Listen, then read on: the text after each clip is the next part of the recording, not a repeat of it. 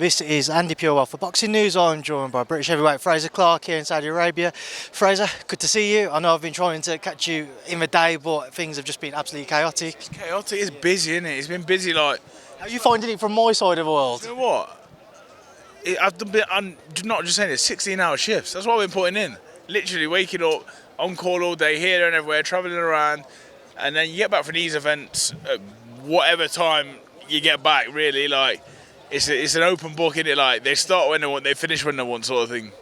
I'm glad you're able to see kind of how the rest of us media work. It's opened up a big lot of respect for you, like, you know, from me, because it's not easy. And you're carrying this all day, you're like having to run with it. I understand now. It's very late nights. I think by the time I finish, it's like 3, 4 a.m. But I don't want to start crying about it because I'm very privileged to be here. I'm very privileged to witness potential greatness on Saturday night. It's not a better place to be honest. Even though it's, like I say, it's been demanding. I wouldn't rather be anywhere else. Beautiful country, beautiful people, beautiful setup, and hopefully we get a beautiful fight. Let's hope so. And let's just start off with that main event. Tyson Fury, Alexander Usyk. People flip-flopping their opinions, they're changing who they think they're going to win in their own mind. As we draw ever closer to Saturday, has your opinion changed at all, especially with the time you've spent around both men? I've just been chatting to loads of fans there, and it's mad because the other day I spent some time in a room with Fury, and I come out and said Fury's going to win the fight. Last night I was up there with Usyk. I thought he's got a good chance to win this fight. So you're gonna swing and sway.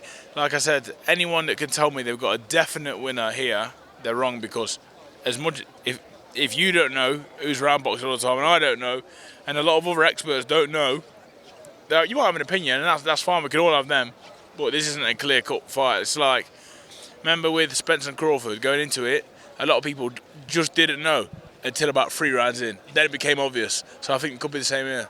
You mentioned 3 rounds in. I've seen on the Alexander Usyk front, a lot of people are suggesting if he can find his rhythm in those first couple of rounds, that's when it becomes difficult for Tyson. How important are those opening rounds in this fight? Oh yeah, for both of them though, not just for Usyk. Like, I think once Tyson gets the bit between his teeth, he's going to be a hard man to stop. And the same with Usyk. These guys, you're talking about elite fighters. You know, elite fighters work well with momentum. Once they get in their favour and they're winning the rounds and they've got the winning formula, it's hard to break a rhythm. It really is. It's one of the hardest things to do in a boxing fight is break someone else's rhythm if they're doing something well. And if any of them start like that, you know, the other one's going to have to do really well and do something really good to like get them out of it and take over. You've travelled the world. You thought all of the styles possibly could come across within boxing. Whose style do you think will be more mentally draining to deal with on the night?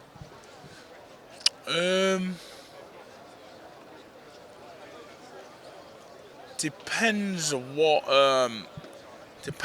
sort of rhythm Usyk boxes in, because he can be a nightmare if he's like 100 miles an hour, because he does a lot with that lead hand and you don't know what's going. But equally, I think I'd probably struggle more. I think Tyson's size is just a massive benefit to him boxing anyone. So stylistically, it's just difficult to get past. You know, don't get me wrong, Usyk is awkward and a fantastic fighter, but Tyson's a bit of a freak of nature. You know, the things he does shouldn't be being done by someone that size. So Usyk, at least you expect him to move fast. You expect him to do this. With Tyson, you don't expect it. So I'd say Tyson probably very awkward. You're one of probably 50, if not more, people in the boxing industry I've spoken to about this fight. I'd say maybe half of them to the very minimum bring up that age-old saying of a good big man beats a good little man. Do you think it could be as simplified as that saying? Yeah and no, and like again, I'm struggling with the answers because it's all a bit tricky. A good big man beats a good little man. This might sound really stupid, but I think that was more of a saying a few years back. I think the little men in these days do a lot more to sort of even up the gap, even though obviously physically they're still going to be smaller, but I think they've sort of closed the gap with all the sports science, the strength and conditioning, and this and that, and the reactions and whatever. I think that's sort of not gone out the window, because I think it still applies, but I don't think it's as one-sided as it once was. A good big man beats a good little man. These little men, they're really skillful, and they really find a way to minimise that equaliser that you have being the size. I know obviously Sky Sports have had you on today with regards to Team Usyk apparently not happy with the stitching on the canvas. What's your take on that? It was minimal. It was really minimal. You can say it's petty, or you can say it's ultra professional, can't you? Do you know what I mean? Like, is it a strong team looking out for their fighter? You know, But I was in the ring, and I was in the ring yesterday that they're actually in, and I think that's where it first came from, the canvas yesterday, and then the one today. I didn't know until someone said it. I didn't know. I didn't pick it up. So you can say it's an ultra-professional team, or you can say someone looking for an excuse. You can say there's a lot of different narratives with that, isn't it? Is it a bit of unconfidence? Is it an excuse in the making? I don't know. I'd like to think. Well, to be honest, it's tough shit. There's nothing you can do about it now. Each team and camp are going to be trying to get the edge in some way, shape or form.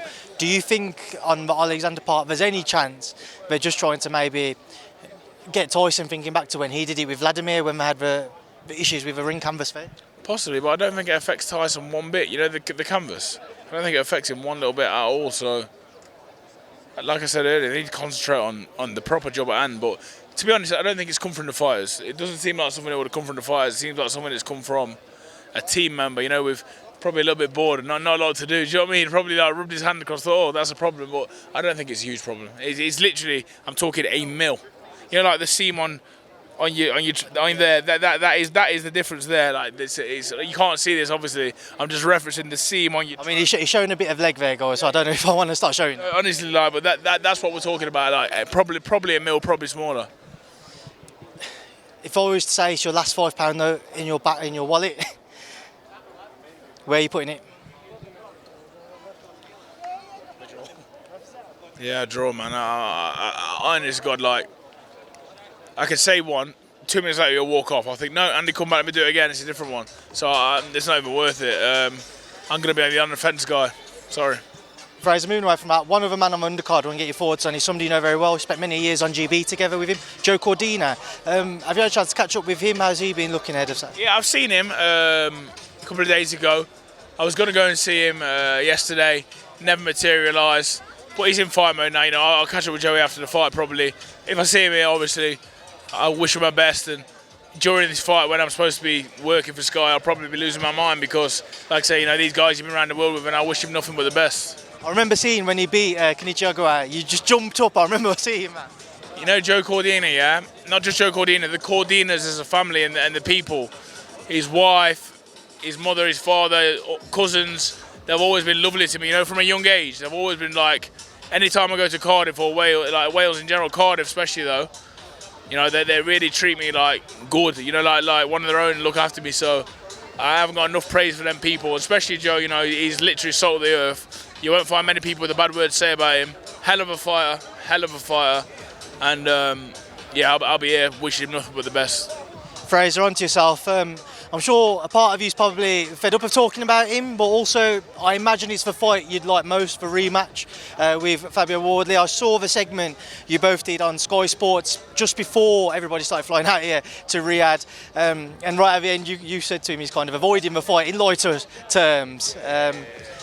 Yeah, just talk to me about these back and forths. Has he crossed paths yet? Is he out here yet? He's coming. He's coming. I knew he was coming, and to be honest, like I said, me and Fabio, yeah, we have zero problem. I think, on my behalf, he really earned my respect, you know, in the ring that night, and I'm not going to speak for him.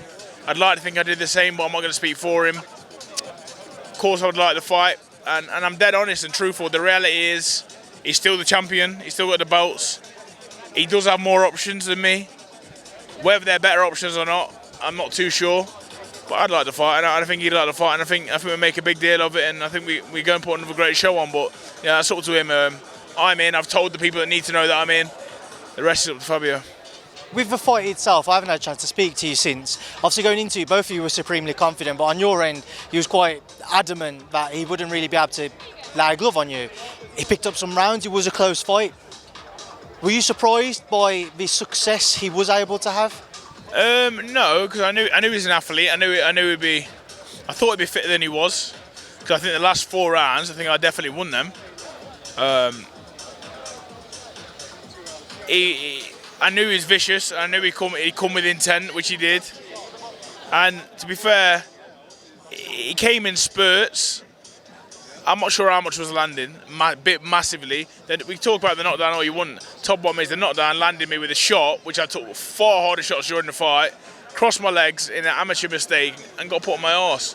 But I think if that was in lockdown or with no crowd, I think I'd have won way more rounds.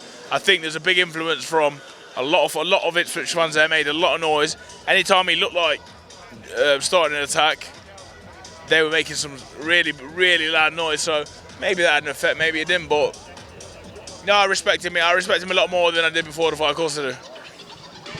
Obviously, there's been a lot of talk about the rematch. It would be big enough to take it to Ipswich. How much of that capacity, I don't know who would sell, but obviously it would be even bigger than the first fight. Where would you go for that rematch? Would you go to Ipswich, or right now, being summertime, I imagine we're going to want to start working on the pitch, but going into the Premier League might not be realistic, but what are your thoughts on potential venues for it? I think back at the O2, if not, why don't we come over here and do it? Do you know what I mean? I think there's a lot of discussion to be had, so there's no point in really talking about it yet. Ipswich could be an option, but I think we're a long way off that, so there's a lot of discussion to have between the right people. Are the talks ongoing at this moment in time, even if they're only small or anything? I think there'll be small talks, whispers sort of, just getting a feeling out for it, but hopefully they ramp up when we get back, so I can get something to get my teeth into. Just a couple more before we wrap this up, Frazer. Just some fights on the horizon. Next weekend, a rematch, Josh Taylor, Taylor-Catterall. What's your thoughts on it? Good fight, good build up. I'm not sure. I honestly don't know how the fight's going to go. It's been a long time since we've seen them both. Obviously, people talked about Josh's weight, struggling with the weight and stuff. But I think Catterall's a really good fighter. I really do think he's very awkward, very good at what he does. I don't know. It's a really good fight. I know that's really shit-asser in me. I was going to say, splinters on this main event, splinters on next weekend, mate. But that's good though. That means you're getting good fights, you know. Frazer, away from that one, the 5 versus 5, Deontay Wilder, Zhang. Wilder, I think it'd be a lot better than it was last time. I think that was just a really bad performance. Everyone's due one, everyone's had one. I think it'd be twice as better. So I'm gonna say Wilder. 5, 6. Maybe points. Yeah, he's going to slow down after 5 or 6. I don't, last time I'd say he's too heavy. He hasn't losing that much weight. He isn't being that much fitter, trust me. I think Wilder will get to him. Last one, campmate of yours, Richard Riakporhe, getting ready now for that Chris Billam-Smith fight. How's he looking? How does he go about defeating Chris Billam-Smith? Yeah, he's looking fantastic. He's looking really good. Fit, strong, confident. Horrible one because, like I say, I've got a lot of admiration for Billam-Smith and the whole team, you know, Shane McGuigan. I think they're really good people. I'm obviously going to support my gym mate, Richard Riakporhe. He's looking good, but by no means necessary is that an easy fight. That's a really difficult fight. You're going to have to really go and beat a world champion that, you know, he's going to have a great game plan. He's going to follow it. And even when things get hard for him, he seems to find a way to come through. Right, Frazer, we'll leave it there now. Leave it to obviously get back to work. Thank you for speaking to me. Enjoy the rest of your media duties. No worries.